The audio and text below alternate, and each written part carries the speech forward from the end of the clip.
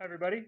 This time we're going to talk about choosing the right words and really writing an essay uh, in the proper way so as to not sound overly pretentious, to not make things super complicated, and to make our writing more simple and understandable. One thing that we need to do when we're writing is really avoid irrelevance. I see this often, and students try to write added material either because they think it sounds better or because they're just looking to add extra content to the paper. And so people will often add things that are irrelevant or not particularly important to the thesis at hand. We can do this in a couple ways. Take, for instance, this start. Throughout history, the question of free will is one that has attracted the attention of many of the greatest philosophers. Um, we might think that this kind of opening is something that is needed, but really it's not saying anything. It's saying that free will is a popular topic that lots of people who wrote about. Who cares though, right? Why is this important for us to understand as a reader? How is this sentence going to help us get to whatever your thesis is? Also, we might add irrelevant information when we are referencing material. For instance, we might think that Wittgenstein was born in the year 1911 into a wealthy Austrian family. But really, what does being born into a wealthy Austrian family matter for our thesis, right? If Wittgenstein was poor and lived in Russia, or he was wealthy and lived in Austria, are his arguments better or worse? Um, all we have to do is look back to our fallacies from earlier in the semester to see that really focusing our attention on the person writing and not the argument is a fallacious move. So we want to really avoid adding anything that's irrelevant. Think when you write, everything should have a purpose and everything should, in one way or another, get back to the thesis statement and what you're trying to prove in your argument. In addition to irrelevance, we really want to get away from these kind of grandiose openings, right? We don't need to start our essay with a dated quote or anything too dramatic as to really capture our reader. I know going through grade school, I was always taught that the first sentence of an essay should be the should be the hook. We should be able to get the people excited to read what it is that we have to write. But this is kind of a misnomer. When we think about this kind of hook or this attention grabbing sentence, we have to remember that what we're writing is an academic paper. And typically academic papers are not interesting, right? They're kind of dense, they're kind of boring, right? They're academic papers. And so we're not going to start off our writing as if we were writing a movie trailer or some epic novel, right? We're not going to start off our essay a long time ago in a galaxy far, far away, right? We're not going to start off over 2,000 years. The problem of knowledge has attracted some of the finest minds of Western civilization, right? These type of grandiose openings don't give a hook, nor do they really address anything that's relevant with our paper topic, right? So we need to be careful. We want to open up our essay by giving the reader a taste of the topic, but not something that's so grandiose that it really takes away from what our thesis is really going to be, right? If I open up too extreme and then I get to my thesis, and my thesis is simply to say that there is no free will, right? then whatever your opening was, it's that thesis isn't going to do justice. So you're actually taking away from your essay when you try to open too strong. Just remember, the key to writing is to be clear and precise. You are writing for the purpose of getting your argument and ideas across to the reader. We don't need to uh, throw in movie quotes for our reader in by thinking that our reader has extreme ADD and can't read a paper for more than 5 seconds, right? We need to make sure that we are writing clear, persuasive arguments, and our reader is expecting clear, persuasive, and easy to understand sentences. Also, we want to make sure that we're avoiding pretentious language, right? We don't want to sound like we're trying to be too smart or reach for words that are too big and ambiguous. When we write, we want to use simple language, not pretentious language. So when you read this example, we see that there are a lot of words that are very unclear. And this is the antithesis of what we want to do in an essay.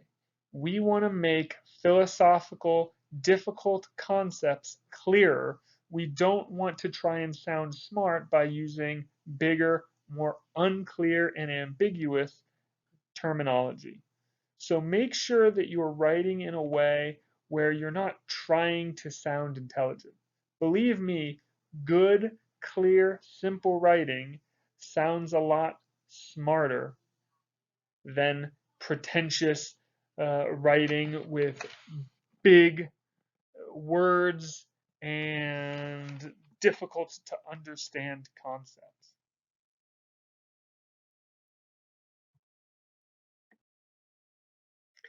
Next, avoid flowery language, right? Avoid language that is metaphorical. We want to be clear and precise. We don't want to use language that tiptoes around what it is that we're trying to say. We don't want to use metaphoric language. For instance, not only does it thunderously chastise the widely accepted and widely practiced system, right? Just that phrase, thunderously chastise, right? It's not clear. I've never in my life have heard the word thunderously chastise used. Um, and so we want to try to avoid these types of adjectives and metaphors and similes. We don't want to use hyperbole. We want to make sure that we're being clear and precise. That way, our arguments are going to be clear and understandable, and so our reader will know exactly what we are talking about, and our argument will be much more convincing and persuasive if our reader can understand each sentence and each phrase. Now, some commonly misused words, we've talked about some of these before. One of them is the word effect. Uh, we want to make sure that we're using effect in the right way. Not only are we using effect in a way that we're using the proper effect and not affect, but that when we use effect, we're actually using it in a cause uh, and effect way. We don't want to use it in a very broad type of correlation way. Remember, there is a problem with logic, a fallacy that confuses causation with correlation. When we are talking about things that are correlated, we cannot use the word effect because effect is a causal word, not a correlation word. Another word that is often misused is the word refute. Refute does not mean to simply disagree with a other or previous claim. It means to contradict and prove wrong a previous claim.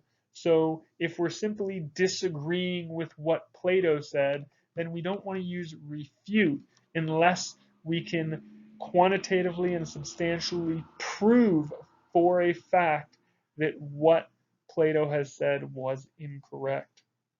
Uh, Also, we see other words such as potential. Again, a very vague word.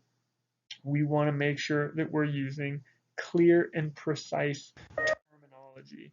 We do not want to use words that could essentially mean something else or be taken in a different way. If that's the case, it's important to explain how you're using the word so your reader doesn't misinterpret or think that you're using it in another way. Now, when it comes to writing our paragraphs, we want to make sure that we're keeping them fairly short. The shorter and more concise we are, the easier it is to understand. Typically, we don't want paragraphs to last more than a page, and we want to make sure that for each paragraph, we are expressing one main point. Any other points should be um, sorted out or expressed in subsequent paragraphs. So if you can, each paragraph contains one point and is ended with a firm short sentence. That way, it wraps up the paragraph, wraps up the point that's being made, and then allows the reader to transition to the next idea uh, within the essay. So when you're making paragraphs, when you're writing paragraphs, just like when we're writing sentences, keep them short, keep them concise, and make sure that you are being clear in what you want to try to address. Now, when it comes to quotations, it's important that you're not quoting too often. Typically, we want to quote between, and when I say quote, we want to reference between 5 and 20% of our essay. Any more than that, and you're quoting too much. Remember, the paper is your work. If you're quoting more than 20%, then roughly a fifth to a quarter of the paper is not your own work, but somebody else's. So we want to try and keep quotations and paraphrasing to a minimum. And we want to make sure that any quotes are relevant to the argument. We don't want to just quote because it sounds good. We don't want to quote because what somebody says fits into what we are writing. We quote to support arguments. We quote to support the premises. Remember, we have our argument. The conclusion is the thesis. Our premises are the topic sentences of the paragraph. If the topic sentences, if the premises are true and the argument structured properly, then the thesis will be true. So we want to use quotes to support our premises within paragraphs. That way, we're supporting our position with outside material. And when we do so, we want to make sure that we're working it into the flow of what we're writing. That being said, we want to make sure that we're not simply just putting something in because somebody already said it and they said it in a perfect way, right? We're not using words that someone else said because we can't think of a better way to write it. We're using words that someone else said to back up a claim that we made that we want the reader to know is a position supported by someone in the field that has credibility. So make sure that you're quoting from respectable sources, as they are a part of how persuasive you are going to be and how credible you are going to be. If you are quoting from credible places, then your sources and references will be credible and people will accept them as credible sources for your supporting argument. If you're quoting from unrespected places, then they're not going to be trusted and therefore not support your position as much. So here's a way in which we can kind of fit quotations into our writing. Arendt famously described Eichmann as banal, meaning that so many were like him and that the many were neither perverted nor sadistic, that they were and still are terribly and terrifyingly normal. There is a flow to this sentence. The quotes fit within the sentence, and this particular sentence will hopefully support some other important claim that we are making so as to prove to be supportive for our premise. Now, when it comes to using specific contents, we want to make sure, for instance, that when we use things like inverted commas or any type of punctuation, that we're using it in the right way. So when we use something like inverted commas, we often use them because we're referring to something very specific or we are referring to a concept. So if we look at the first example, the word dog refers to dogs. Here we put the first word dog in inverted commas because we're talking about not the animal, but we're talking about the word dog and how that word represents and refers to the animal. In the second, G.E. Moore discerns a naturalistic fallacy in Mill's argument. So here, again, we're drawing attention to this concept of naturalistic fallacy, this important concept that the reader wants you to know is essentially this vocabulary word that he is using. So there are components of the concept that are important, that it's not just a fallacy, but it's naturalistic, and it's naturalistic for some specific reason that he will give later on.